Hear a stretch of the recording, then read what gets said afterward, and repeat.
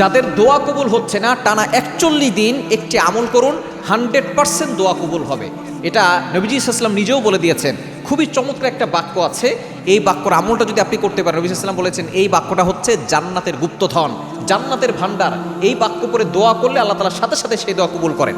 অনেকে আমাদের কাছে বলেন, হুজুর দোয়া কবুল হচ্ছে না, অভাবের ভিতরে আছি, কষ্টের ভিতরে আছি, বিপদের ভিতরে আছি, দুশ্মনী করছে, সন্তান কথা শোনে না, সন্তানের ভিসা হচ্ছে না, সন্তান বাহিরে আছে, কোনো কাজ পাচ্ছে না, ছেলের কোনো চাকরি হচ্ছে না, মেয়ের বিয়ে হচ্ছে না। যত ধরনের সমস্যা আপনি থাকুক না কেন, আপনি এশারের নামাজের পরে প্রতিদিন টানা ৪১ দিন আমলটা করতে হবে।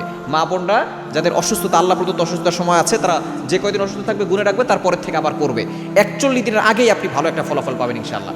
এই আমলটা শায়েখ আহমদ সারহিন্দি রহমাতুল্লাহ আলাইহি তিনি বলেছেন, এবং তিনি অনেক জেল জুলুম সহ্য করেছেন।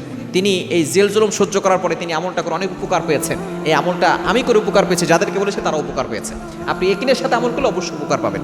এশারের নামাজের পরে নামাজের মুসাল্লায় বসেই, যদি মুসাল্লায় বসার সুযোগ না থাকে আপনি বাসায় গিয়েও করতে পারেন, কোনো সমস্যা নাই। তবে অবশ্যই আপনি সুন্দর করে বসবেন। বসে আপনি প্রথমে ওযু অবস্থায় আমলটা করতে হবে। প্রথমে ১০০ বার ছোট্ট একটা দুরূদ পড়বেন। দুরূদটি হচ্ছে আল্লাহুম্মা সাল্লি আলা সাইয়্যিদিনা মুহাম্মাদ। এই ছোট্ট দুরূদটি ১০০ বার পড়বেন। এরপরে লা হাওলা ওয়ালা কুওয়াতা ইল্লা বিল্লাহ, এতটুকু ৪৯৯ বার পড়বেন। এরপরে লা হাওলা ওয়ালা কুওয়াতা ইল্লা বিল্লাহিল আলিয়্যিল আযীম পুরোটা একবার পড়বেন। এই লা হাওলা ওয়ালা কুওয়াতা ইল্লা বিল্লাহিল আলিয়্যিল আযীম, এটা তো এত পাওয়ারফুল একটা বাক্য। নবী সাল্লাল্লাহু আলাইহি ওয়াসাল্লাম বলেছেন, এটা পড়লে আল্লাহ অভাব দূর করেন, বিপদ দূর করেন, কষ্ট দূর করেন, দোয়া কবুল করেন। আপনি প্রথমে ১০০ বার আল্লাহুম্মা সাল্লি আলা সাইয়্যিদিনা মুহাম্মাদ পড়বেন।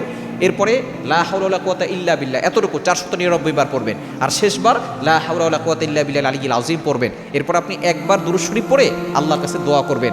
আপনার সকল প্রয়োজনের কথা আল্লাহর কাছে বলবেন, আপনার বিপদের কথা আল্লাহর কাছে বলবেন। দেখবেন আল্লাহ তাআলা ৪১ দিনের আগেই আপনার দোয়াগুলো কবুল করবেন ইনশাআল্লাহ।